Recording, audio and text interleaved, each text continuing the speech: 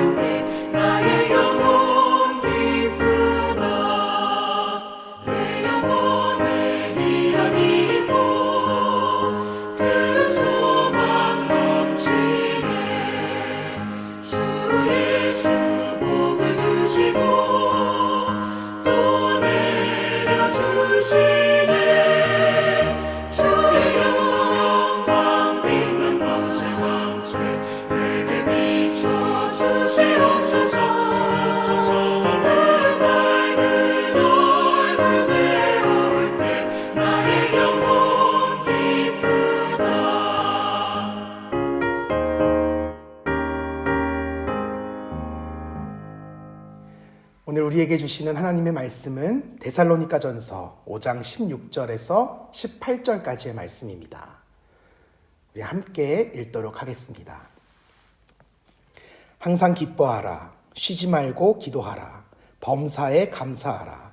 이것이 그리스도 예수 안에서 너희를 향하신 하나님의 뜻이니라. 아멘. 오늘은 감사하는 사람, 감사하는 한가위라는 제목으로 함께 하나님의 말씀을 잠시 나누려고 합니다. 오늘 설교를 준비하면서 한국 카네기 연구소의 최염순 소장님의 글을 한 편 읽게 되었습니다. 그런데 그 중에 아주 인상 깊었던 글이 하나 있어서 여러분과 좀 함께 나누려고 합니다. 그러니까 마스시타 전기, 그러니까 이제 오늘날의 파나소닉, 그러니까 현재의 파나소닉 창업자인 마스시타 고노스케의 경영 철학에 대한 글이었습니다. 그 내용이 이렇습니다. 경영의 귀재, 경영의 신이라고 불리는 마스시타 고노스케에게 한 기자가 물었습니다. 당신의 경영 비결은 무엇입니까? 그러자 마스시타는 웃으면서 이렇게 대답했다고 합니다. 나는 몸이 약합니다. 그래서 항상 건강에 주의를 기울입니다. 그러다 보니 나를 대신해서 일을 해주는 직원들 한 사람 한 사람에게 진심으로 감사하고 있습니다. 이들이 없으면 나는 사업을 할 수가 없기 때문에 늘 감사하는 마음으로 직원들에게 어떻게 하면 좀 더 행복을 선물해 줄 것인가, 이것에 대해서 늘 생각을 하고 아이디어를 모읍니다. 늘 감사하는 마음을 가지고 직원들을 대하는 것, 그것이 바로 자신의 경영 비결이라고 마스시타는 스스로 밝히고 있습니다. 그리고 직원들에게도 수시로 이런 말을 한다고 해요. 감옥과 수도원의 차이가 있다면 불평을 하느냐 감사를 하느냐 이것뿐이다. 수도원에서 만약 불평만 한다면 감옥이 될 것이고, 감옥이라도 감사를 한다면 수도원이 될 수 있다. 이렇게 말하면서 날마다 감사의 삶을 강조하고 또 그렇게 스스로도 살면서 남에게도 살도록 권면했다는 것입니다. 이처럼 감사하는 것, 쉬운 것 같으면서도 결코 쉽지 않습니다. 아니, 사실은 어렵습니다. 왜냐하면 감사는 우리가 주로 무언가를 얻거나 가졌을 때 드는 마음인데, 우리들 대부분은 사실 스스로 많이 갖지 못했다고 여기며 살아가고 있기 때문에 그렇습니다. 그래서 감사가 우리에게는 어려운 것입니다. 그런데 오늘 본문 말씀을 보니까 그럼에도 불구하고 항상 기뻐하라, 쉬지 말고 기도하라, 범사에 감사하라 라고 이야기하고 있습니다. 여러분, 어떻게 이것이 가능할까요? 무언가를 얻지도 갖지도 못했는데 어떻게 범사에 감사하며 살아갈 수가 있을까요? 오늘은 여러분과 함께 바로 이 감사의 비결을 나눠보려고 합니다. 이제 내일이면 민족의 대명절인 추석이 시작이 됩니다. 다가올 한가위를 보다 감사함으로 우리가 지내야 하지 않겠습니까? 바라기는 이 시간 함께 말씀을 나누는 저와 여러분 모두에게 주님께서 주시는 감사의 축복이 깨달아지는 역사가 있기를 주님의 이름으로 축복합니다. 가장 쉽게 할 수 있으면서도 가장 좋은 운동법 중에 하나가 걷기 운동이라고 합니다. 하루에 30분 이상씩 주 5일 동안만 꾸준히 걸으면 이 성인병의 대부분을 예방할 수 있다고 합니다. 여러분 중에 혹시 이거 몰랐던 분 계십니까? 혹시 이 말씀을 들으면서 그렇구나, 걷는 게 그렇게 좋은 방법이었구나, 내가 60평생 70평생 처음 알았네, 이렇게 생각하시는 분 아무도 안 계실 거예요. 사실 걷는 게 좋다는 것은 지나가던 강아지도 다 알 만큼 지극히 상식적인 내용입니다. 그런데 놀라운 것은 그렇게 잘 알고 있음에도 불구하고 우리가 참 많이 걷지 않는다고 하는 사실이에요. 저는 집에서 교회까지 걸어서 불과 5분 거리에 살고 있어요. 그런데 그마저도 주로 자전거를 이용해서 출퇴근을 합니다. 비가 오는 날은 아주 핑계가 좋습니다. 핑계 삼아서 차를 타고 다닐 때도 많습니다. 왜 우리는 걷는 것이 그렇게 건강에 좋다는 사실을 잘 알면서도 그렇게 걷는 것이 잘 되지 않을까요? 그것은 걷는 습관이 되어 있지 않기 때문입니다. 도리어 걷지 않으려고 하는 것이 우리의 습관처럼 굳어져 있기 때문에 그렇습니다. 만약 걷는 것이 우리에게 습관이 된다면 굳이 의도하지 않아도 자연스럽게 걷게 될 겁니다. 또 걷는 것이 익숙해진다면 우리의 건강에 더할 나위 없이 좋은 일이 될 겁니다. 감사도 마찬가지입니다. 감사도 습관이 되어야 합니다. 어쩌면 우리도 모르는 새 감사하지 않는 습관이 들어있는지도 모르겠습니다. 늘 없는 것에 불평하고 내 맘대로 되지 않는 것에 불만을 갖습니다. 불평과 불만이 도리어 우리의 습관입니다. 그리고 그것이 우리의 마음과 영혼을 메마르고 건조하게 만듭니다. 하지만 걷기가 습관이 되면 그 몸이 건강해지듯이 감사가 습관이 되면 죽어있는 우리의 영과 마음이 다시 건강하고 소생시켜 줄 수가 있습니다. 그렇게 우리는 반드시 감사하는 습관을 가져야만 합니다. 그렇다면 어떻게 감사를 습관으로 만들 수 있을까요? 어떻게 하면 오늘 본문의 말씀처럼 항상 기뻐하고 범사에 감사하는 삶을 살 수가 있을까요? 그것은 바로 잊혀진 것들을 곰곰이 곱씹어 보면서 그것들 하나하나에 감사한 마음을 더해보는 것입니다. 어느덧 2020년 한 해도 저물어 가고 있습니다. 봄, 여름, 가을 세 계절째 지내고 있습니다.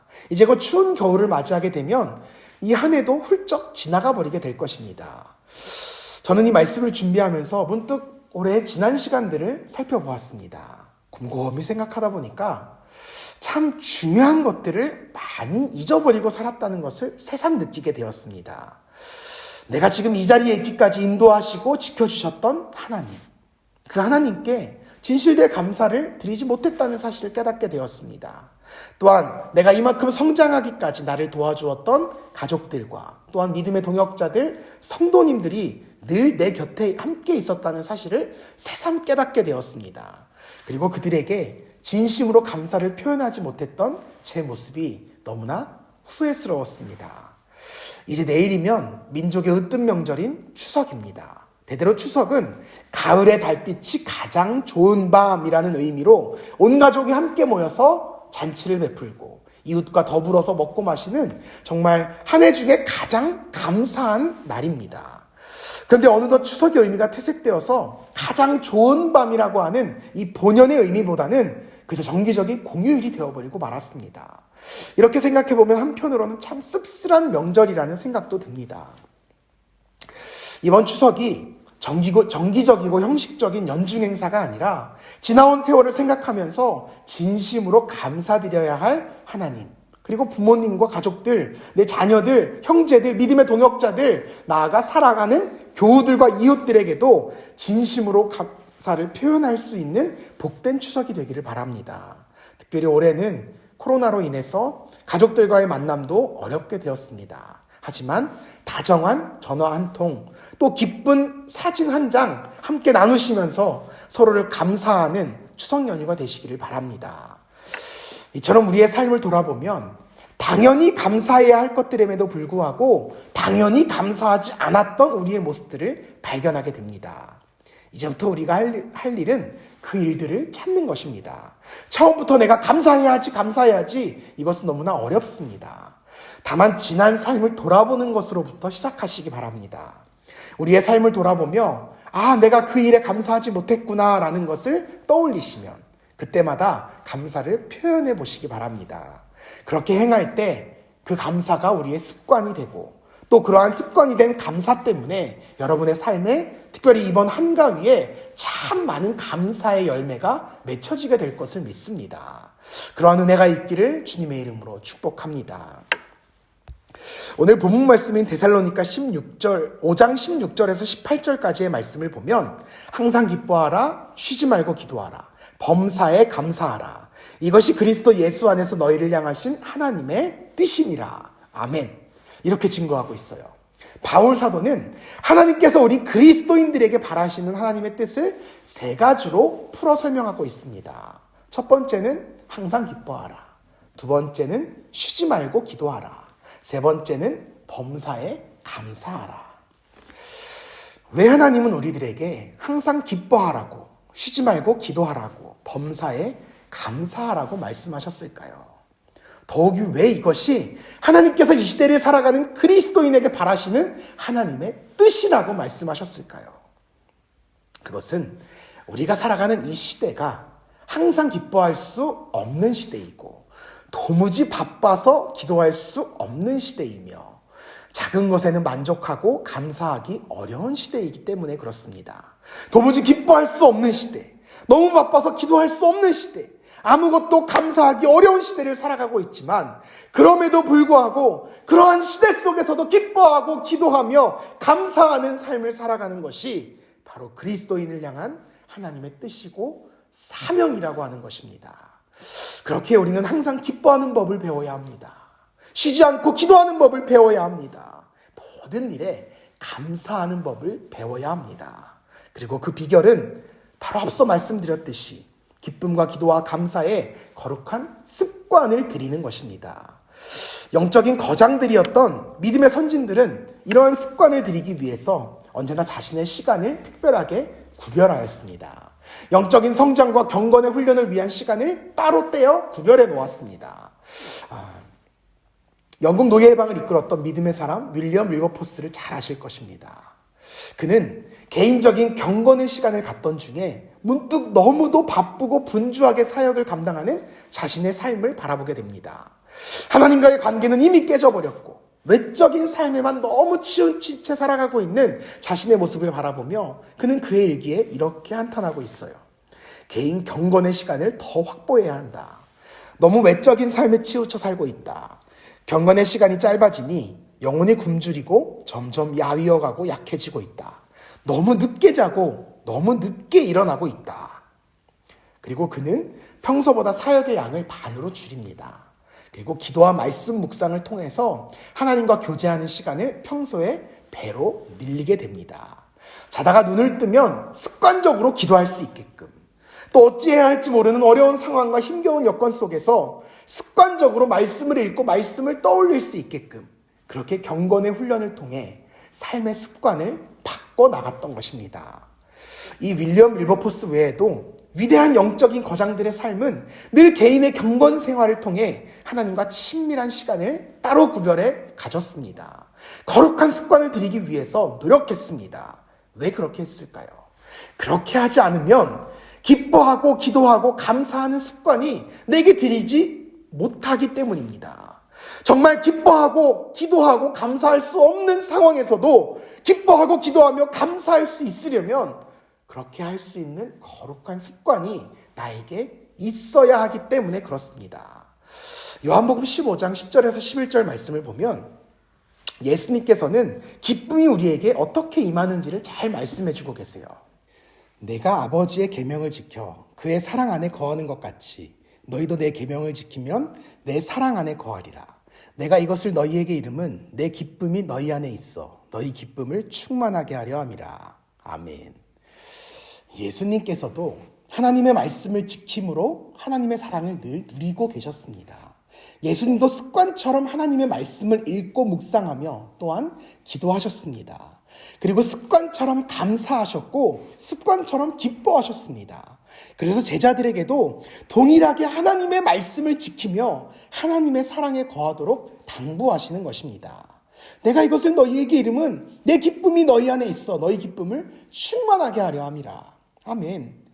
사랑하는 여러분, 우리의 오늘의 인생에는 도무지 기쁨이 없다고, 너무 바빠서 도무지 기도할 수 없다고, 내 상황을 알면 도무지 감사할 수 없다고 이렇게 말할 핑계들이 너무나 많습니다. 그래서 하나님 앞에 기쁨을 달라고, 기도하게 해달라고, 감사할 힘을 달라고 우리는 그렇게 날마다 기도합니다. 그러나 여러분, 어디 그게 쉽던가요? 그게 잘 되던가요?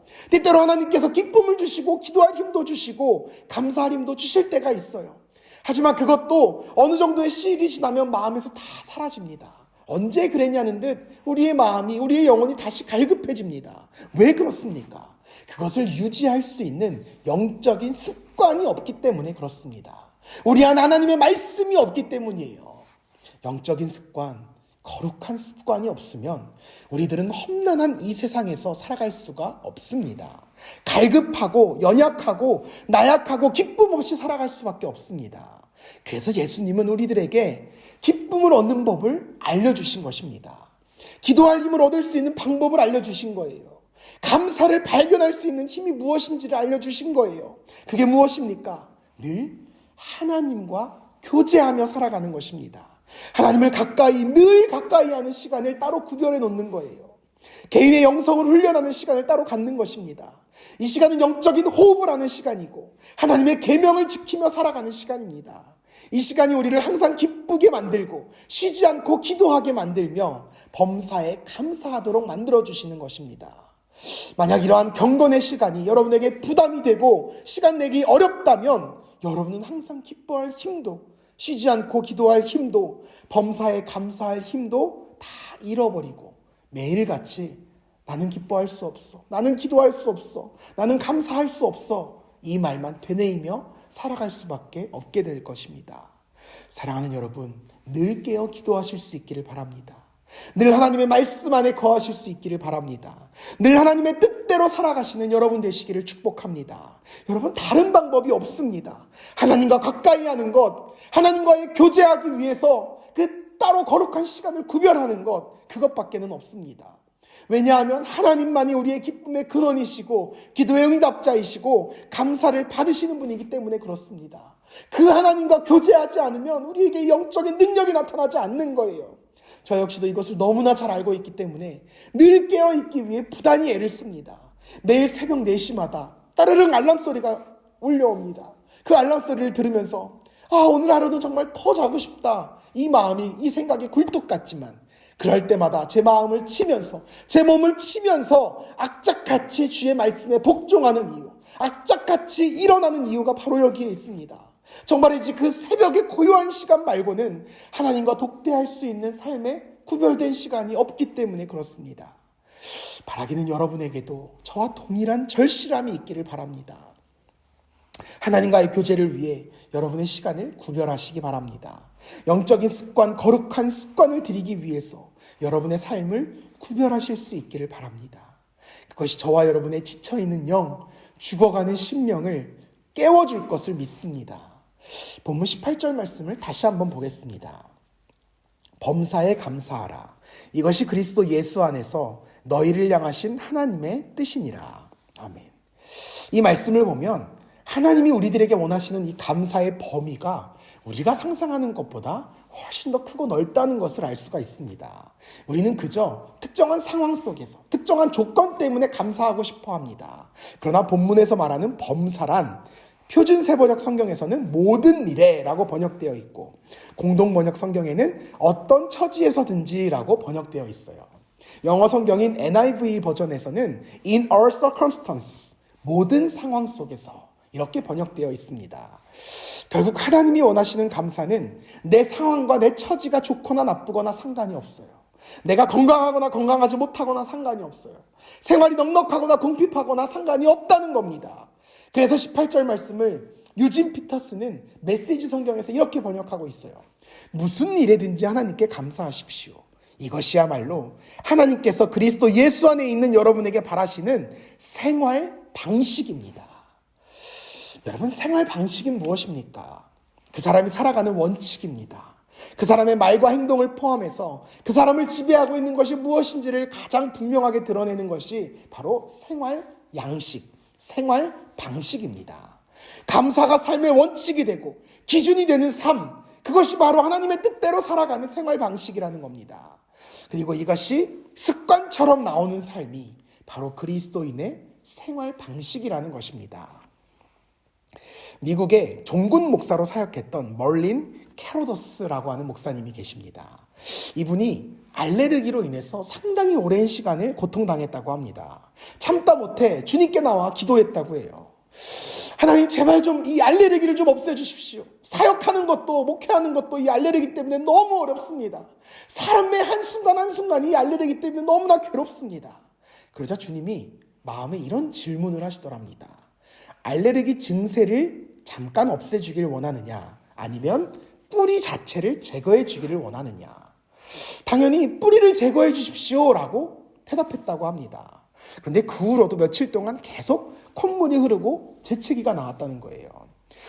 참다 못해 목사님이 주님을 향해 불편하면서 질문했다고 합니다. 하나님, 뿌리를 제거해 주신다고 하시더니 왜 아직도 콧물이 흐릅니까? 왜 아직도 이렇게 힘듭니까?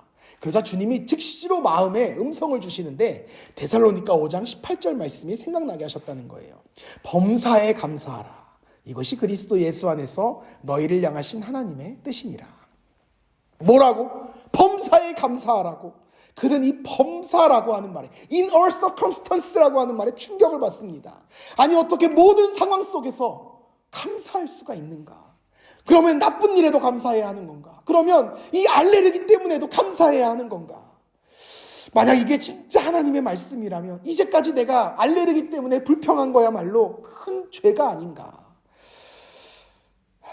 범사에 감사하기 위해서는 알레르기가 나도 감사해야 하는 것이고 알레르기가 계속돼도 감사해야 하는 것입니다. 이것이 바로 하나님의 치료 방법이었던 것입니다. 비록 알레르기가 낫지 않는다 할지라도 계속해서 감사하며 살아가는 삶, 그것이 바로 이 알레르기의 뿌리까지 뽑아주시는 하나님의 지혜였다는 것입니다. 그는 이 말씀을 앞에 두고 이제껏 범사에 감사하지 못했던 자신의 죄를 회개합니다. 그리고는 어떤 일도 이제 내가 감사로 받아들이겠다라고 결단합니다. 제일 먼저 자기에게 있는 알레르기 때문에 감사하기로 결단합니다. 그리고 그는 이후로 어디에 가든지 범사에 감사라는 말씀으로 모든 목회를 진행했다고 합니다. 말 그대로 감사 목사가 된 거예요. 그의 설교와 상담은 거의 모든 것이 이 데살로니가전서 5장 18절로 이루어졌습니다. 그는 지옥 생활에서 천국 생활로라고 하는 책을 썼는데 그 책을 보면 정말이지 놀라운 간증들이 수없이 많이 등장하는 걸 볼 수가 있어요. 그중 몇 가지만 여러분에게 소개해드리려고 합니다. 어떤 성도님이 암에 걸려서 목사님을 찾아왔답니다. 울면서 고통을 하소연을 하는데 목사님이 이렇게 말을 하시더라는 거예요. 함께 성경을 봅시다 하고는 데살로니가전서 5장 18절을 천천히 읽었답니다. 범사에 감사하라. 이 말씀을 읽고 함께 기도하는데 그 부인이 더 크게 엉엉 울면서 하나님, 암에 걸린 것도 감사합니다 라고 고백하기 시작했다는 거예요. 어떤 부인은 남편이 외도를 한 것 때문에 눈물을 흘리며 슬픈 사연을 이 목사님께 상담했다고 합니다. 그때 이 목사님이 또 성경을 피시는 거예요. 그러면서 이 데살로니가전서 5장 18절 말씀을 읽더랍니다. 범사에 감사하라. 이것이 그리스도 예수 안에서 너희를 향하신 하나님의 뜻이니라. 그리고 함께 기도를 하는데 그 부인이 남편의 일을 인해서 감사하다고 기도하더랍니다. 어떤 부부는 아들이 가출해서 어쩔 줄 몰라 하면서 목사님께 SOS를 쳤답니다. 그러자 목사님이 데살로니가전서 5장 18절을 어김없이 읽어주시더라는 거예요. 범사에 감사하라. 그러자 그 부부가 아들이 가출한 것도 감사합니다 라는 고백을 하나님께 올려드렸다는 거예요. 상담을 왔던 대부분의 성도들은 처음에는 어떻게 이런 상황에서도 감사할 수가 있습니까? 따지듯이 물었답니다. 그러나 말씀을 묵상하고 기도하기 시작하면서 그들의 마음이 점점 변해갔다고 합니다. 말씀이 그들의 삶을 다스리기 시작했다는 거예요. 그리고 몇 달이 지나면서 놀라운 간증이 교회에서 터져 나오는 거예요.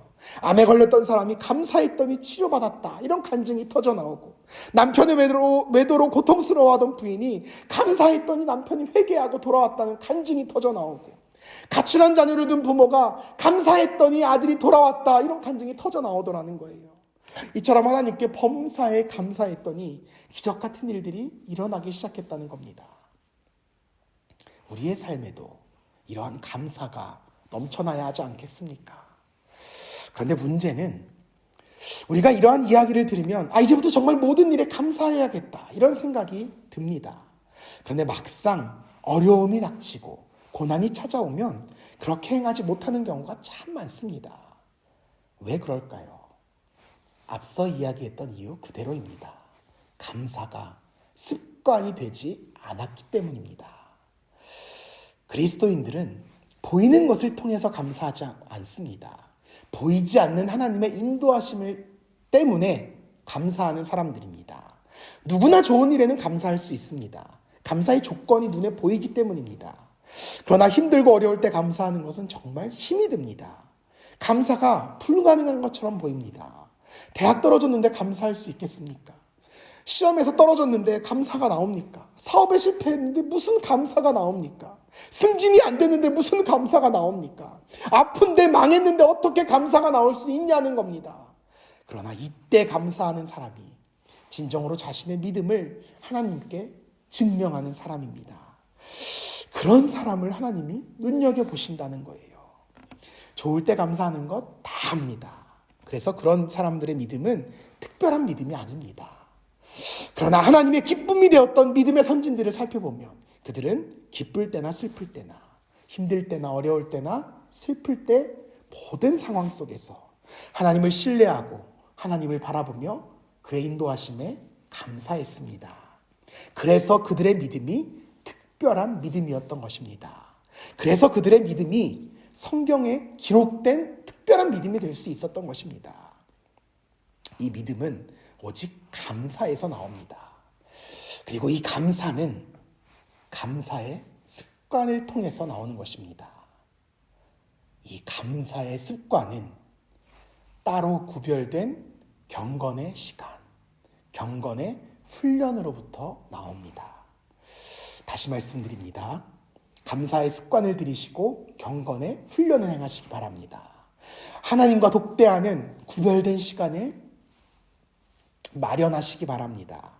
오직 그것만이 우리의 삶을 범사에 감사하라. 이것이 그리스도 예수 안에서 너희를 향하신 하나님의 뜻이니라 라는 말씀에 아멘으로 순종하는 삶으로 이끌어갈 것임을 믿습니다.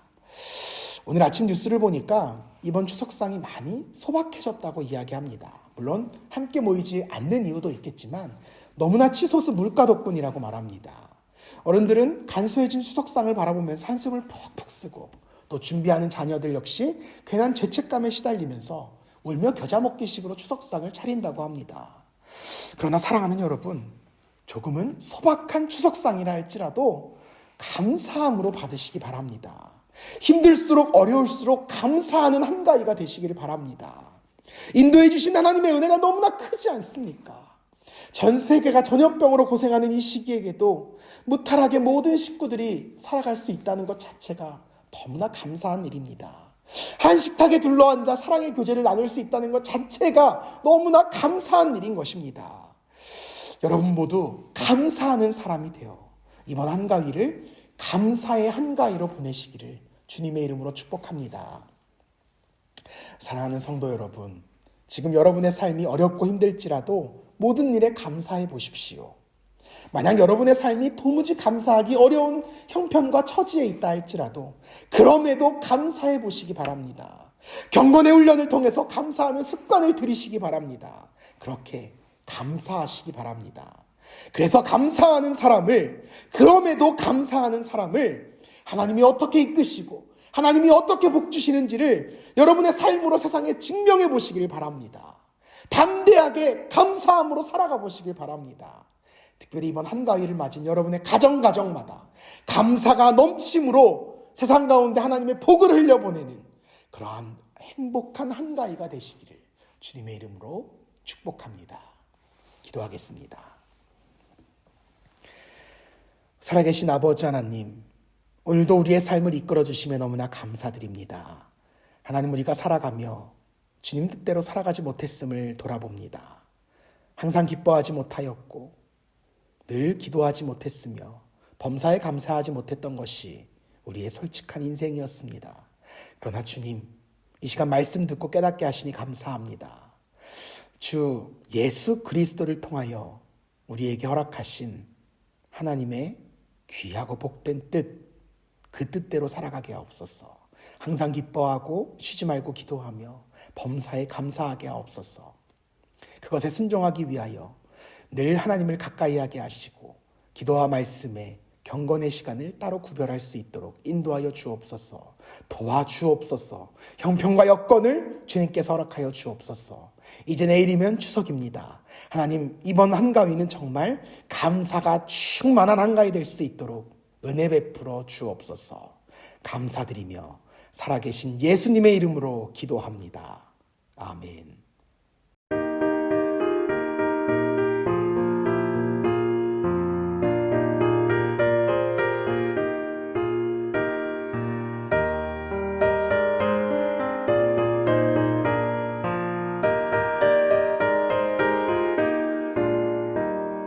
세상 모든 풍파 너를 흔들어 약한 마음 낙심하게 될 때에 내려주신 주의 복을 세어라. 주의 크신 복을 내가 알리라. 받은 속을 세어보아라. 크신 복을 내가 알리라. 받은 복을 세어보아라. 주의 크신 복을 내가 알리라. 세상 근심 걱정 너를 누르고 십자가를 등에 지고 나갈 때 주가 내게 주신 복을 세어라. 두려움 없이 항상 찬송하리라. 받은 속을 세어보아라. 크신 복을 내가 알리라. 받은 복을 모두 세어보아라.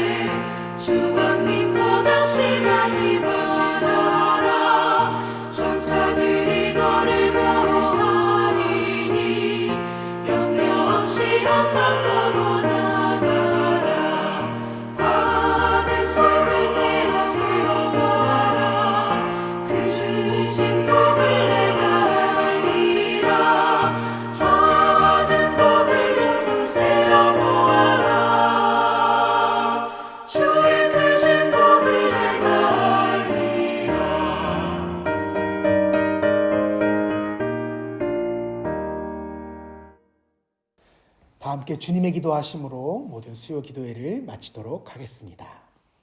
하늘에 계신 우리 아버지, 아버지의 이름을 거룩하게 하시며 아버지의 나라가 오게 하시며 아버지의 뜻이 하늘에서와 같이 땅에서도 이루어지게 하소서. 오늘 우리에게 일용할 양식을 주시고 우리가 우리에게 잘못한 사람을 용서하여 준 것 같이 우리 죄를 용서하여 주시고 우리를 시험에 빠지지 않게 하시고 악에서 구하소서. 나라와 권능과 영광이 영원히 아버지의 것입니다. 아멘.